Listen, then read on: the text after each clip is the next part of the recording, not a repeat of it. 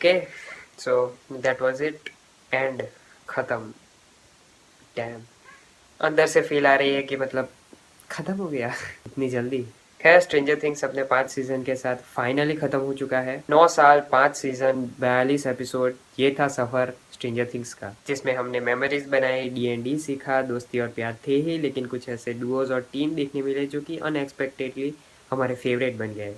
उनके रोने पर रोए, हमने उनके हंसने पर हंसे, स्टीव के ऑरा के एडिट्स बनाए, विल के कमबैक पे तालियां बजाए, माइक को अननेसेसरी हेट दिया मैंने personally. Dustin is the smartest characters of all की बात की, मैक्स को क्रश बनाया, रॉबिन तो फेवरेट है ही, लेस्बियन जो है, नैन्सी का गन नॉलेज, जोनाथन की जीएफ का गन नॉलेज, होपर और जॉयस के बीच का प्यार, एल के सुपर पावर्स, भाई किसको नहीं चाहिए, लुकस का मैक्स के प्रति प्रेम भाव, बिली का मरना, एडी का मरना, एंड फाइनली वेकना का मरना। एंड दैट्स इट, एक इमोशनल रोलर कोस्टर राइड जिसे हम उतरना तो नहीं चाहते, लेकिन ये एक एक्सपीरियंस था जो कि ख़त्म तो हो चुका है, जिसका हमें दर्द भी है, लेकिन ख़त्म होने पर हम बस अपनी चेतना से खुश हैं एंड बस अब इमोशन को छोड़ देते हैं, क्योंकि अब थोड़ा सा रियल मुद्दे पर आते हैं। एंडिंग वॉज फ्लैट, जो हाई एक्सपेक्टेशन थी उस पर खरी नहीं उतरती, लेकिन ऐसा क्यों? तो शुरू करते हैं।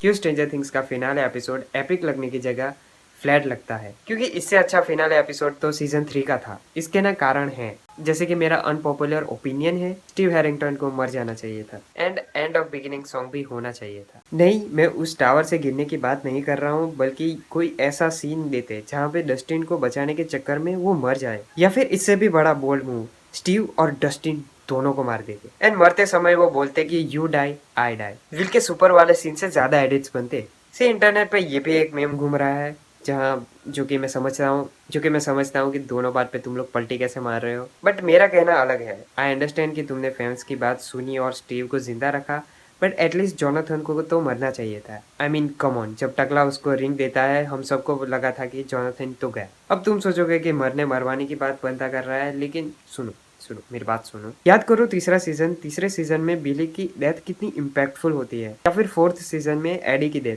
दोनों कितनी वैल्यू ऐड करती है सीजन में। ये जो डेथ का वेटेज है वो मिसिंग था इस सीजन में। आई मीन सबके पास इतना खतरनाक प्लॉट आर्मर है कि इनके ऊपर अगर न्यूक्लियर बम भी फट जाए तो भाई इनको कुछ फर्क नहीं पड़ने वाला। सो बेसिकली स्टीव, डस्टिन या जोनाथन की डेथ से सीजन का वेट बढ़ता, कि अब बात पर्सनल है, अब मजाक नहीं चल रहा। अब ना बेसिकली ये फिनाले एक ग्रैंड लास्ट एपिसोड था, जिसमें ये 9 साल का वेट हमें वर्थ इट लगना चाहिए था। ये मतलब आखिरी जंग थी जो इन लोगों को लड़नी थी, तो इस हिसाब से हमें कुछ मेजर डेथ तो दिखनी चाहिए थी। इसका एग्जाम्पल हम अवेंजर्स एंड गेम से लेते हैं। सोचो अगर एंड गेम में आयरन मैन या नताशा में से कोई मरता ही नहीं, तो अवेंजर्स और अवेंजर्स एंड गेम में क्या ही फर्क रह जाता। इन्फिनिटी वॉर की जो स्टोरी थी वो कहीं जाके मतलब नहीं बनाती अगर अवेंजर्स एंड गेम में आयरन मैन या नताशा मरती ही नहीं। एंड गेम में जैसे आयरन मैन लास्ट में बोलता है कि आई एम आयरन मैन, जो कनेक्ट होता है उसकी पहली मूवी से, वहीं सेम अगर वो स्टीव डस्टिन के साथ करते कि दोनों मरते मरते बोलते हैं कि you die I die, that would be some movement. उस मोमेंट के बाद ही माइक को और बाकी टीम को समझ आता कि अब बात सिर्फ हराने की नहीं है,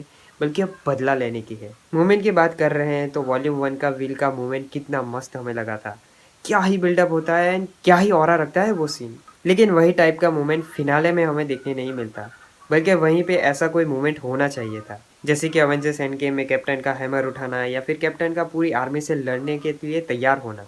जो कि ऐसी बात नहीं है कि मूवमेंट देने की कोशिश नहीं की, बट आई फील कि वो बिल्टअप नहीं कर पाए उसको अच्छे से। एल का अचानक से आ जाना, जो कि वो चाहते तो दिखा सकते थे कि वो जंप करते करते डिमेंशन एक्स में पहुंची है, एंड देन जब वो आती तो तालियां बजती। और सो इस सीन में वेकना की जगह एल को होना चाहिए था। फिर जब विल अपनी विल पावर के साथ वेकना को हराता तो मजा आता। और सीजन 4 की तरह अगर दो साइमल्टेनियसली वॉर दिखाते तो ज्यादा अच्छा रहता। जैसे विल बिग शैडो मॉन्स्टर या माइंड फ्लेयर जो भी था उससे लड़ता, एंड मैक्स और एल वेकना के माइंड में बैटल करते, एंड इसमें भी इन दोनों में विलन ही जीत रहा होता तो कितना अच्छा रहता। क्योंकि सीजन की सबसे बड़ा फॉल्ट यही है कि वेकना से डर ही नहीं लगता। डर तो छोड़ो, मुझे ये भी नहीं लग रहा था कि ये डेरिक को और हॉली को छू भी पाएगा। सी विलन जितना अच्छा होगा उतना हीरोज की जीत पर हमें ज्यादा मजा आएगा। माइंड फ्लेयर की जगह ड्रैगन ज्यादा अच्छा रहता, एंड वैसे भी इसको सेटअप तो किया था लास्ट सीजन में। मूवमेंट की बात चलिए तो माइक को भी एक मूवमेंट देना चाहिए था। लाइक विल ड्रैगन को हराता, एल वेकना को माइंड में हराती, एंड माइक वेकना के रियल बॉडी को मारता।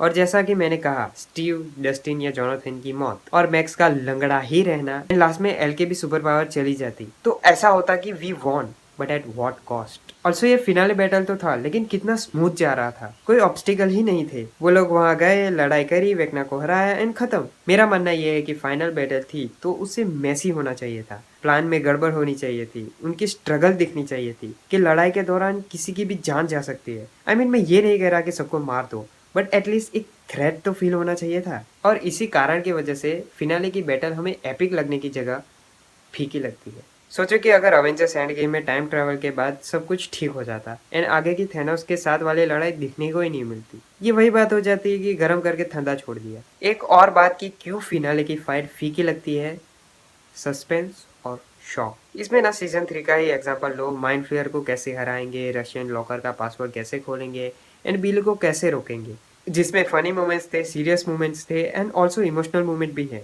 जो कि देख के लगता है कि कुछ तो बढ़िया देखा। ऑल्सो ये बैटल के दौरान कोई मिस्ट्री नहीं थी जो कि अनकवर होती। लाइक वेगना को पर्टिकुलर मोमेंट पे, पर्टिकुलर समय या पर्टिकुलर जगह पे ही मार सकते हैं, या फिर वेगना की बैक स्टोरी पे ही ज्यादा फोकस कर लिया होता। देखो मेरे कहने का मतलब सिंपल भाषा में समझाता हूँ, हमें बैटल के बाद वाली चीजें जहाँ पे कैरेक्टर्स पे फोकस किया है वो काफी सही लगती है, लेकिन फाइनल फाइट में जो हमें डोपामीन मिलना चाहिए वो मिसिंग था। इसके कारण यही है कि बैटल बहुत ही जल्दी खत्म हो जाती है, सब कुछ प्लान के मुताबिक होता है। ड्यूरिंग द प्लान एग्जीक्यूशन कोई ऑब्स्टिकल नहीं होता, आई मीन होता है, मिलिट्री वाला था, बट वो शुरू होते ही खत्म हो जाता है and we don't even care कि आगे क्या होगा एंड उनको भी कोई कोई फर्क नहीं पड़ता। कोई मेजर इंसिडेंट्स देखने को नहीं मिलता, वॉल्यूम 1 की एंडिंग की तरह कोई मूवमेंट्स नहीं थे एंड फाइनली वेकना या बिग माइंड फ्लेयर का थ्रेट फील नहीं होता। ऑल्सो ये कि कोई प्लॉट ट्विस्ट या शॉक वैल्यू प्रदान करने वाला सीन नहीं था। It was like a plain line जिसपे ये लोग चल रहे थे। काले की मौत से किसी को फर्क नहीं पड़ा। आई मीन अगर तुम्हें पड़ा है तो अपने दिल से पूछो, क्या तुम्हें फर्क पड़ा था? मैं थोड़ा नेगेटिव साउंड कर रहा हूँ, लेकिन बात को समझो। यहाँ पे मैं क्यों का जवाब दे रहा हूँ, why ending feels flat, because इसका अलावा पूरी सीरीज काफी बढ़िया है। इवन इसके लास्ट 40 मिनट्स तो काफी बढ़िया, बेस्ट पार्ट। ये मेरी फेवरेट सीरीज है जिसके एपिसोड में कभी भी कहीं भी कैसे भी देख सकता हूँ। सो या बाकी इसकी एंडिंग बॉलीवुड मूवी की तरह थी कि सब ठीक हो गया, हैप्पी एंडिंग। और ये हैप्पी एंडिंग मुझे पसंद भी आई, क्योंकि ऐसी बड़ी कहानियों की ना अंत सही नहीं होता, अंत अच्छा नहीं होता। जैसे कि डार्क, गेम ऑफ थ्रोन्स। तो ये अच्छा लगा कि नेटफ्लिक्स की सबसे बड़ी आईपी ने हैप्पी एंडिंग को चुना। I really appreciate Duffer brothers for that. So मेरी डिसअपॉइंटमेंट बस फाइनल फाइट तक ही है, क्योंकि बाकी तो पूरा ही जितना भी सीजन है वो बेस्ट था, बेस्ट, मजा आ गया। एक ही फॉर्मूला पे चलते हैं लेकिन हर बार सेम फीलिंग और सेम वाइब देते हैं विथ डिफरेंट सिचुएशंस। बाकी तुम्हें क्या लगता है कि क्यों एंडिंग फीकी लगती है? एंड लास्ट फाइट में डेमो डॉग्स, डेमो गॉर्गन और डेमो बैट्स किधर थे?